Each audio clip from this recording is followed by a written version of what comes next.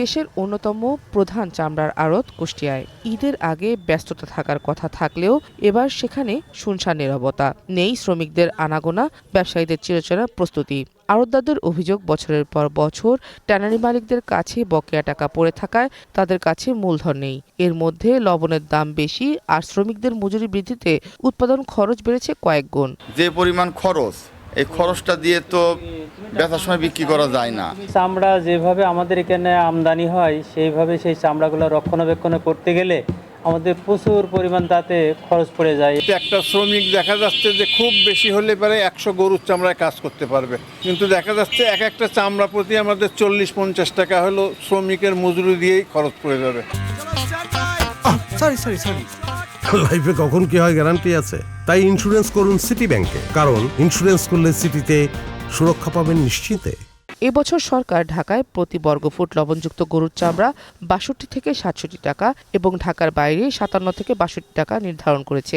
ছাগলের চামড়া 25 থেকে 30 টাকা নির্ধারণ করা হলেও কুষ্টিয়ার ব্যবসায়ীরা এটি বাস্তবসম্মত মনে করছেন না। টাকা পয়সার অবস্থা খুব ভালো না, কেউ 50%, কেউ 30% এভাবে পেমেন্ট দিচ্ছে। তারা মানে লক্ষ লক্ষ টাকা ধরেন আমাদের কাছে চামড়া বাকি নেই, ঈদের সময় কোনো পেমেন্ট করে না, তাদের দাঁড়ে ঘেরে তাদের ওখানে গেলে তারা পাত্তাও দেয় না, তারা টাকা সেগুলো করে না। সংকট নিরসনে ব্যবসায়ীদের সহযোগিতার আশ্বাস দিয়েছে জেলা প্রশাসন। সংরক্ষণের বিষয়ে আমাদের এখানে যেহেতু সরকারি সংরক্ষণ নাই, বাট তাদেরকে আমরা প্রশিক্ষণ দিয়েছি। প্রত্যেকটা উপজেলায় প্রশিক্ষণের ব্যবস্থা করা হয়েছে, উপজেলা নির্বাহী অফিসারের কার্যালয়। পাশাপাশি চামড়া ব্যবসায়ীদের নিরাপত্তা সংশ্লিষ্ট এবং তাদেরকে পরিবহনের যে ব্যবস্থা তারা করেছে, সেক্ষেত্রে সরকারি যতটুকু সহায়তা প্রয়োজন আমরা সেভাবে সোচ্চার আছি এবং সকল দপ্তরের সাথে এই বিষয়ে আমরা কোঅর্ডিনেট করে কাজ করছি। এদিকে চামড়ার পাচার রোধে কঠোর নজরদারির কথা জানায় বিজিবি।